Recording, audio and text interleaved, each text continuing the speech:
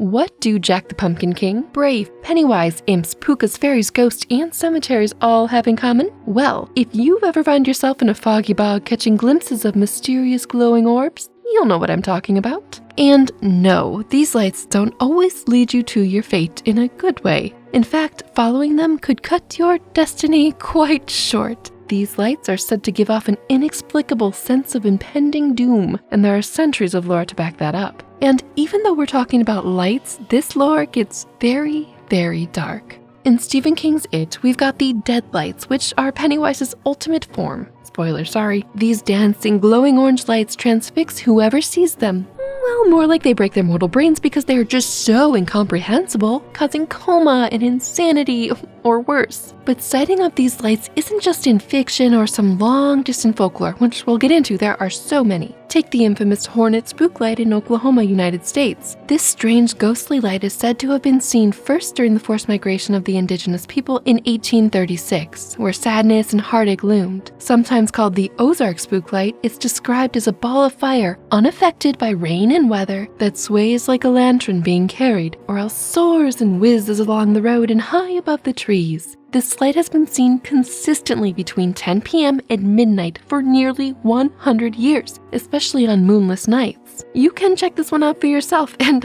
it even appears in cars driving by. Some say it's the spirit of doomed lovers who leapt off a cliff by the spring river. Others that it's a man looking for his family with a lantern, and another that it's a man looking for his lost head. All of this is a long-time worldwide phenomenon, though. The floating flame or bobbing lantern is otherwise known as a will-o-wisp or pixie fairy lights, and is sometimes described as elemental spirits, especially when they're witnessed in graveyards, which they are very commonly, as well as where tragedy has struck. Sometimes these orbs are even known as ghost candles, and their appearance is a sinister omen that can foreshadow one's death or great doom, much like a great black dog appearing out of nowhere does. The term will-o-wisp comes from wisp, which is a bundle of paper sticks used as a lantern, which is often associated with jack-o'-lanterns, the hollowed-out and illuminated root vegetable variety. The orbs are said to guide travelers at night and lead them astray in swampy areas by resembling a lantern, something everyone wishes for in a dark bog. Irish lore explains it as the lost and wayward soul of Stingy Jack, roaming after he was banished from both heaven and hell. After a series of rather funny deceptions, the devil sent Jack to wander off for eternity, with a hollowed-out gourd and a piece of coal to be used for light and warmth. This prankster Jack is, well, not an ancestor, but definitely an inspiration for Jack Skellington in The Nightmare Before Christmas. Sometimes these lights are called phantom lights, which could also belong to a mischievous British blacksmith known as Will. You sense where this is going, right? After being denied entry to heaven for his misdeeds, Will was given a second chance to redeem himself. However, he continued to create more havoc and was sent to roam Earth with no destination, much like the aforementioned ne'er-do-well Stingy Jack. But in this tale, the devil offered Will a piece of burning brimstone for warmth.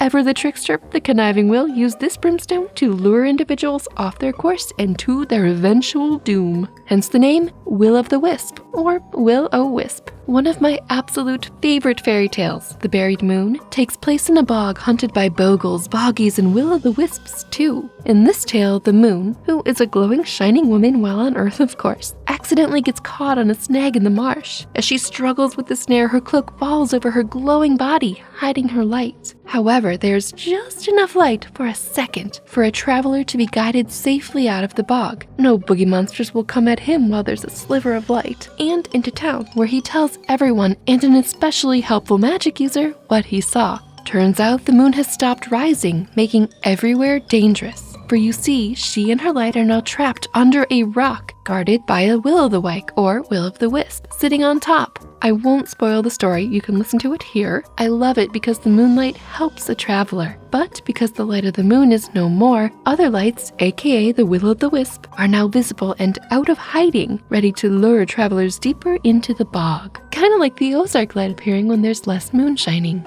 Gaelic tradition in Scotland calls the will-o'-the-wisp sharp fire, and it was observed around 1812. These flickering lights in the misty region were known to be the spirit of a young girl roaming near the sea. One day, she was searching the sand for a particular plant used to dye cloth. However, she took more than her fair share of the plant, which was needed for the sand to remain in place in the windswept region. As a punishment, her soul became trapped to forever haunt the coast in order to remind people the importance of unselfishness. The puka, or puck, is an Irish or Germanic goblin that is said to inhabit marshy areas, and many variations of the story follow the same line. A peasant wanders home from a fair and is lured by a light, which is held aloft by a tiny, sometimes invisible figure. He follows the light and is led to a dangerous place, where he's overcome by the sound of churning water below. Certain death. Across the rushing water, a cackling goblin becomes visible only to raise the lantern he carries and blows out the light, leaving the peasant in utter darkness and in a very dangerous predicament. But there's more. Will-o'-the-wisps are also said to be the spirits of unrighteous people who use the illusion of a glimmer to deceive travelers and lead them into the moors. One way to protect yourself is to turn your hat inside out in hopes that the spirits don't recognize you. There is a version of Stingy Jack's story that has mischievous Jack actually altruistically saving an old man on the moors, perhaps from these very same lights. Don't worry, Jack returns to his sly form by the end of the story, wishing for really amusing mystical glue of sorts, and avoiding hell yet again with his tricks. Anyway, these strange phantom lights are not restricted to Great Britain. Globally, the will-o'-the-wisps have been observed and attributed to the spirits of lost souls who are trapped between heaven and hell. In South American legends, the lights represent the spirits of souls who are sent back to Earth to atone for their wicked ways. Germany also has a specific set of will-o'-the-wisps which appear near riverbanks or fields. These lights are the souls of dishonest land surveyors who cheated when measuring the boundaries of land plots. As punishment, they are forced for eternity to hover over the very site they misrepresented. Yikes! The Eerblos, which originates from the Netherlands, is really informed by local religion. They are believed to be lights that attract the unbaptized to water to baptize them. This sounds dangerous and a high potential for drowning. Some say they are the spirits of unbaptized children luring living unbaptized children to water. This light can also represent unbaptized souls that flicker between heaven and hell. They tend to dwell near graveyards, although in a bizarre twist, throwing soil from the graveyard can deter them. Similarly, the Asian version, the Alea, are eerie lights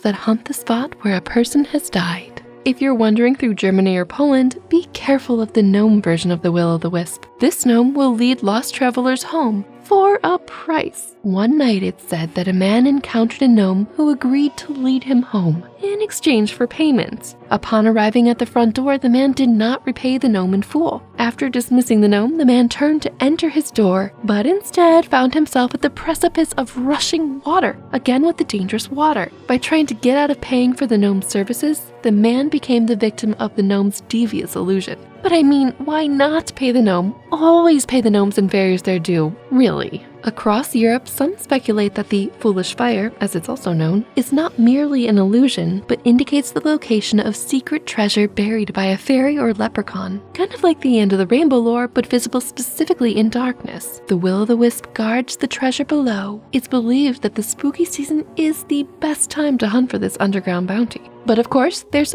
always a scientific side to all folklore and legends. With the Ozark spook light from earlier in the video, there are a number of scientific theories as to why this basketball-sized light is conjured. In 1955, a group actually went out to explain this light, but ultimately no explanation really explains away everything people now and in the past have witnessed. One is that the lights appear on a fault line, where there were 4 earthquakes in the previous century, causing a release of gas that sparks occasionally, or else constant friction causing light to appear. Earthquakes can create electrical fields conducive to sparks, etc. But these lights can't be explained by headlights or reflections off billboards or newer things, as they appeared before these modern things were around. Now, like other wisps, this light usually appears when there is no moon. Perhaps it's just easier to see these fainter lights without the big glowing orb hanging around. Another scientific explanation for this curious phenomenon in general is that it usually occurs in swampy rural regions, where there's less light in general and is attributable to organic gases being released as plant matter decomposes, like phosphorus, which emits light when conditions are right. However, the amount of lore that surrounds this eerie phenomenon makes me wonder whether there could also be otherworldly or supernatural causes.